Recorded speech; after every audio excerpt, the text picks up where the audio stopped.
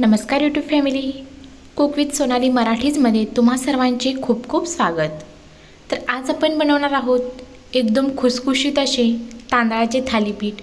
तुम्ही हे थालीपीठ इथे पाहू शकता, काय सुरेख दिसते, चवीला तर अप्रतिम लागते, अजिबात वातड होत नाही, अगदी छान खुसखुशीत बनले जातं। रेसिपी संपूर्ण टिप्ससह मी तुमच्यासोबत इथे शेअर केलेली आहे, तर व्हिडिओ कुठेही स्किप न करता संपूर्ण रेसिपी तुम्ही इथे पहा। तर इथे तुम्ही थालीपीठ पाहू शकता, अगदी खुसखुशीत हे थालीपीठ बनलं गेलेलं आहे। तसेच आपण हे थालीपीठ फक्त 2 ते 3 भांड्यांचा वापर करूनच आपण हे थालीपीठ बनवणार आहोत, अजिबात भांड्यांचा पसारा करणार नाही आहोत। चला तर रेसिपीला सुरुवात करूया। तर इथे मी एक बाउल घेतलेला आहे आणि बाउलमध्ये एक मोठी वाटी मी इथे तांदळाचे पीठ घेतलेलं आहे। पीठ छान व्यवस्थित चाळून घ्यायचं आहे। त्याचबरोबर इथे मी एक 2 चमचे बेसन घेतलेला आहे। आता इथे मी घेतलेला आहे एक मोठा कांदा, त्याचबरोबर हिरवी मिरची, कोथिंबीर आणि आलं आणि लसूण इथे मी खिसून घेतलेला आहे। आता हे सर्व साहित्य एकत्र करून घेऊया। त्याचबरोबर इथे मी चणा डाळ अशी भिजवून घेतले, ती घालायची आहे। आता याच्यामध्ये घालायचं आहे 1 चमचा पांढरे तीळ, इथे 1 चमचा मी शेंगदाण्याचं कूट घेतले, तुम्ही थोडंसं जाडसर घेतलात तरी चालेल। आता याच्यामध्ये सुके मसाले घालूया। तर याच्यामध्ये घातला 1 चमचा धनेपूड,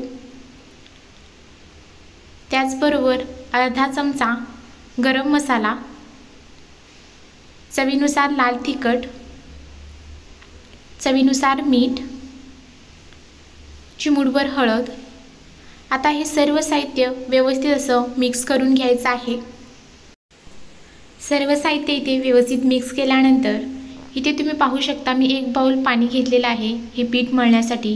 पण त्या अगोदर आता आपण ह्याच्यामध्ये 1 चमचा तेल घालायचं आहे। तेल घातल्यानंतर पुन्हा एकदा हे सर्व व्यवस्थित मिक्स करून घ्यायचं आहे। थोडंसं तेल घातल्यामुळे थालीपीठ छान खुसखुशीत बनतं। आता आपण थोडं थोडं पाणी घालत आपल्याला हा घट्टसर पिठाचा गोळा मळून घ्यायचा आहे। तर इथे तुम्ही पाहू शकता या पद्धतीने मी इथे पीठ छान असं मळून घेतलेलं आहे। आता आपण जास्त भांड्यांचा पसारा न करता डायरेक्ट आपण हे पॅनमध्येच थालीपीठ बनवून घेणार आहोत। तर पॅनला एक अर्धा चमचा तेल घालायचं आहे आणि सर्व बाजूला व्यवस्थित लावून घ्यायचं आहे। आता याच्यामध्ये थोडेसे पांढरे तीळ असे पसरून घेणार आहे। आता आपण जे पीठ मळून घेतलं होतं त्यातील पिठाचा गोळा घ्यायचा आहे आणि आपल्याला हे थालीपीठ असं थापून घ्यायचं आहे। तर इथे तुम्ही पाहू शकता थालीपीठ असं पीठ ठेवल्यानंतर वरच्या बाजूने आपल्याला हे थालीपीठ असं पसरवून घ्यायचं आहे, जेणेकरून जे आपण पांढरे तीळ खाली घातलेत ते अजिबात एकीकडेच जाणार नाहीत, सर्व थालीपीठाला व्यवस्थित लागले जातील। तर बघा या पद्धतीने मी छान असं थालीपीठ बनवून घेतलंय। आता ह्याला छोटे छोटे असे होल करून घेऊया।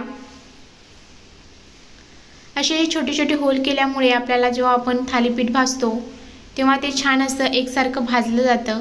आता वरून थोडेसे पांढरे तीळ मी इथे पसरून घेतलेले आहेत। आता आपण हे असाच पॅन गॅसवरती ठेवून द्यायचा आहे। गॅसची फ्लेम मीडियम ठेवून आपल्याला हे थालीपीठ छान भाजायचं आहे। बऱ्यापैकी थालीपीठ हे खालून भाजत आलं की आता आपण ह्याच्यावरती थोडंसं हे जे होल करून घेतले त्याच्यामध्ये तेल घालायचं आहे। बघा या पद्धतीने आपल्याला थोडं थोडं आपल्याला ह्याच्यामध्ये तेल घालायचं आहे। तुम्ही तेलाऐवजी बटरसुद्धा इथे वापरू शकता। आता याच्यावरती झाकण ठेवून एका बाजूने छान खरपूस भाजून घेऊया।